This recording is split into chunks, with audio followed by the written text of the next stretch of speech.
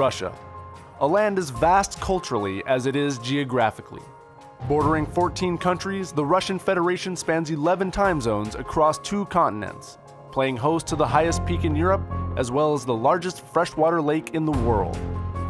At nearly 6.5 million square miles, it is almost twice the size of the next largest country, yet is home to only the 9th largest population. To say Russia is immense is an understatement. Just beyond Siberia lies the Russian Far East. Amounting to over 1/3 of Russia's total area, the Far East is home to only 1/8 of its people. As a place of exile for centuries, this harsh and boundless region is a time warp, and aside from the handful of bustling cities, seems impervious to progress.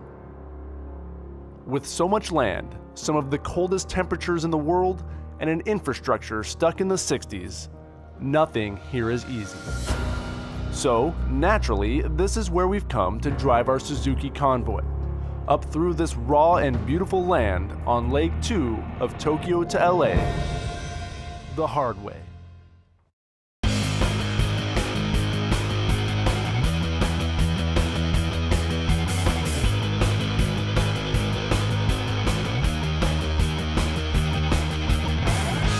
That says I can join the 4-wheel drive club now.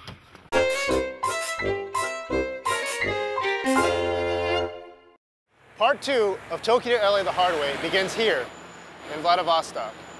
Our Suzuki Kizashis have been shipped safely from Japan to arrive in Vladivostok, which is known as the San Francisco of the far eastern Russia. Now, from here we head 3,300 miles north to Magadan via Yakutsk and the Road of Bones. This is where things get tough. In Japan on Leg 1, our team reveled in sushi, ryokans, and smooth, modern roadways.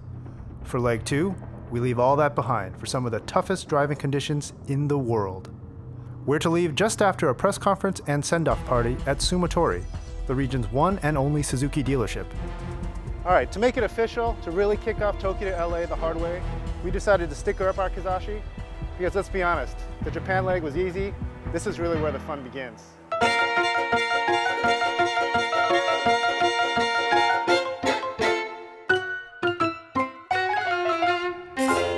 Unlike the Japan leg of this journey, our Kizashi won't be running the route alone. It's just too dangerous. Road conditions dictate a full support team that includes an identically prepared Kizashi, a Suzuki V-Strom 650 motorcycle, and 2 Suzuki Equators, with one hauling a small off-road trailer.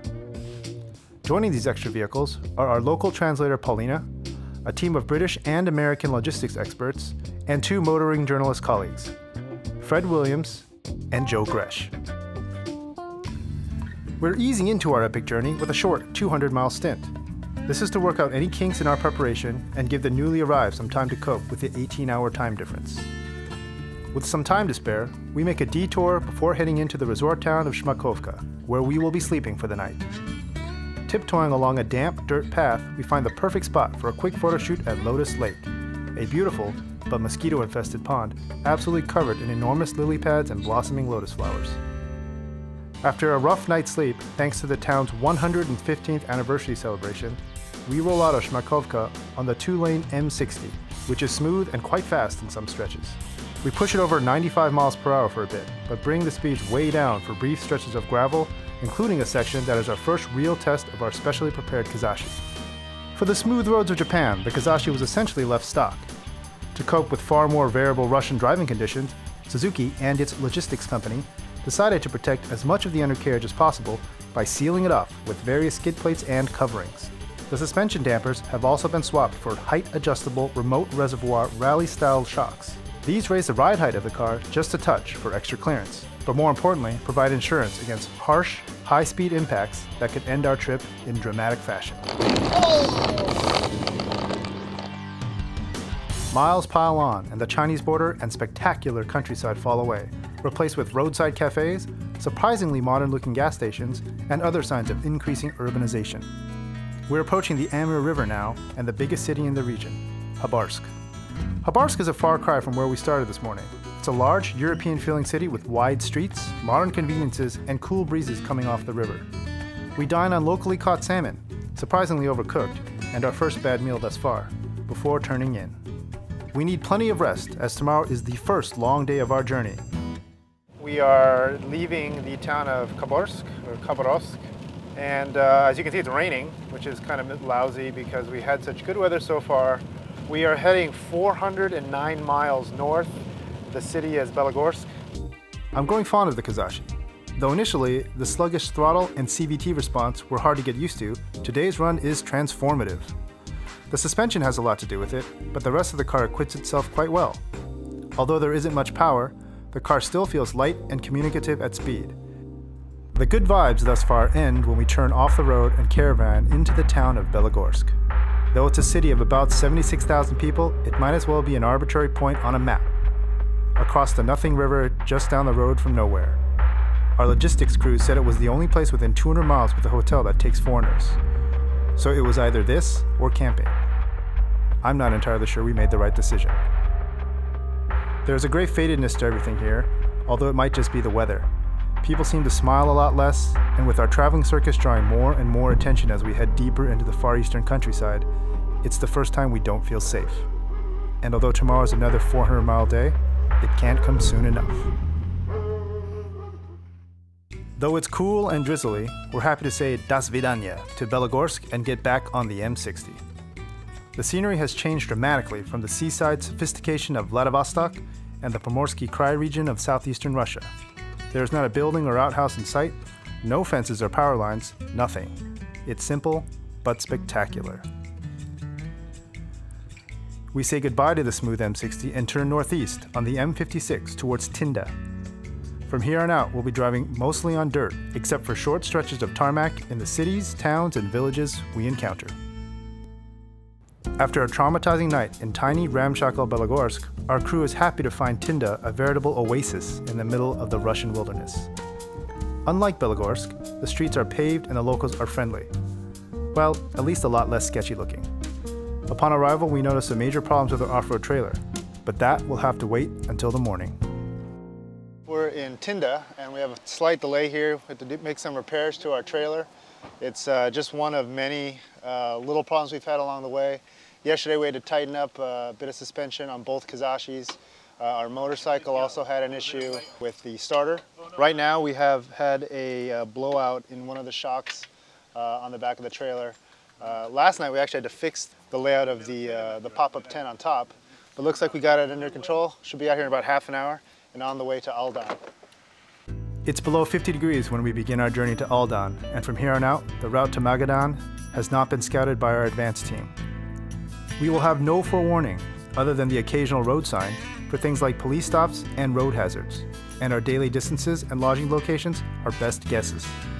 As we head into the Yakutia region, the landscape is now a thick blanket of pine trees over hills and mountains. We start seeing more Asian people pop up in the towns and villages and in trucks heading the opposite direction. And I'm told by Paulina that ethnic Chinese and Koreans have lived in this part of Russia for several generations. The towns and cities are changing as well. They're small, country villages, and we can often see the city limits through our windows as we drive through. The massive apartment blocks, built that way in bigger cities to share heat during brutal winters, are harder to find. They've been replaced by wood houses, often ornately decorated with cheerfully painted wood slats. After another 10-hour day on the road, waiting for us in Aldan is an oasis called the Welcome Plaza Hotel, and it is the roughest place we've been so far. It's 6 a.m. and cold when we motor out of the Welcome Plaza, but we're happy because the cars, trucks, and bike made it through the night intact. We have to push on as fast as we can. We're trying to make the ferry to Yakutsk and have conflicting reports as to how far away the landing point actually is. One source says just over 200 miles, while another claims it's more like 300. However far it is, we have to get there on time, or we risk adding an extra day to our journey. The trailer situation isn't helping either. We stop outside a small town for an hour to fix the blown shock absorber. Again. The upper shock mount is welded to a piece of square tube, and it collapsed the side of the square tube. The shock collapsed, blew out the seal, and so the swing arm was bottomed out up on the bump stop. So we cranked down the coil over to preload the coil, and we found this old bump stop off of some Russian truck over here in the dirt, and we're using a hose clamp to attach that to the swing arm until we get to the next town, and we'll try to figure out how we're going to fix it. That might be the way to lead it anyway. Yeah. Back on the road, we make it to the ferry landing with time to spare. For us, it costs about $77 US to cross the Lena, one of the longest and widest rivers in all of Russia. After we pull off, it's another 100 miles of dirt before we get to Yakutsk. The town feels like a big city after all the little villages we've passed recently. But Yakutsk is a far cry from our final destination. We're headed for Magadan, and between the two cities is about 1,200 miles of the Kolyma Highway, also known as the Road of Bones.